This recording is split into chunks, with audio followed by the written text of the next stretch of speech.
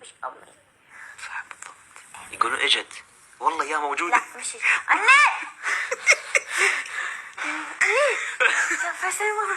والله موجودة. أنا. لحظة ايان شوف.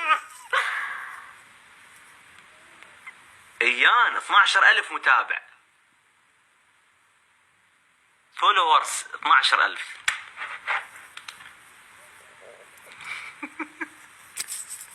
شفتي يعني اكو شك بالموضوع انه هي مو امك.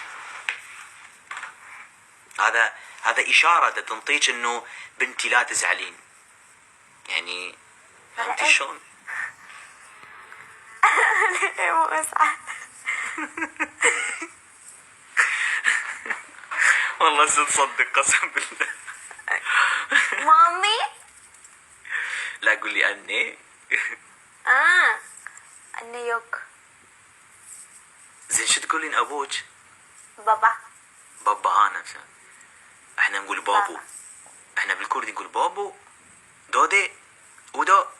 دودي. دودي يعني يما هيك شيء. أما يعني دودي. دودي ازبرسين. دودي يعني اني يعني هذا اللي قلته هسه. إيه. اذا بالعربي يما. Lütfen burada kalır mısın bebeğim? احنا نقول يما بس اكو يقولون مامي ما اعرف احس مامي. احنا الشباب ما ادري نقول يما. يما. يما شو تسوين يا يما؟ يما. يما احبك موت. حبش ضلي هون حبيبتي. قلبي. يما حلوة والله يما. اي والله يما.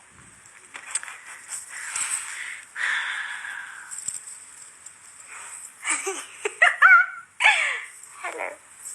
اي انا والله مشتاق لامي. اريد بس اخلص شغلي وارجع. بس ان شاء الله نلحق على رمضان لانه رمضان بتحلى ويا العائلة ويا الام ويا اخوانك وابوك. تحلى القعدة والله. إن شاء الله تشوفون في رمضان. نحس رمضان جو عائلي. يما هسه بعدين امي راح ترسل الفيديو راح تقول انا شفتك بالبث. يما احبك موت يما تشوفيني. سلام يما عمر. والله انا مرات هي تجي مرات تشوف شو اسمه